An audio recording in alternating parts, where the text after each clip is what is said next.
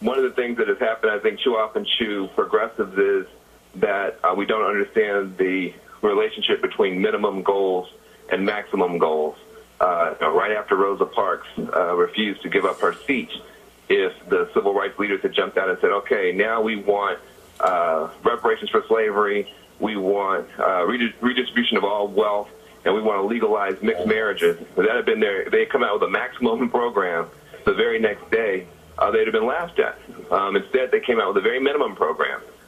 We just want to integrate these buses. The students, a few years later, came out with a very minimum program. We just want to sit at the lunch counter. But inside that minimum demand was a very radical kernel that eventually meant that from 1954 to 1968, complete revolution was on the table for this country. And I think that this green movement has to pursue those same steps and stages.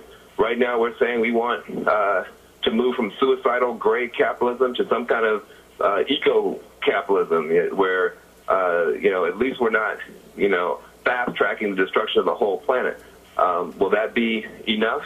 No, it won't be enough. We want to go beyond systems of exploitation and oppression altogether, but that's a process. And I think what's great about the movement that's beginning to emerge is that the crisis is so severe in terms of joblessness, violence, and now ecological threats that people are willing to be both very pragmatic and very visionary. And so the green economy will start off as a small subset, and we're going to push it and push it and push it until it becomes the engine for transforming the whole society. Green movement will transform the whole society. From that clip, we get a pretty strong understanding of Jones' feelings about capitalism, don't we?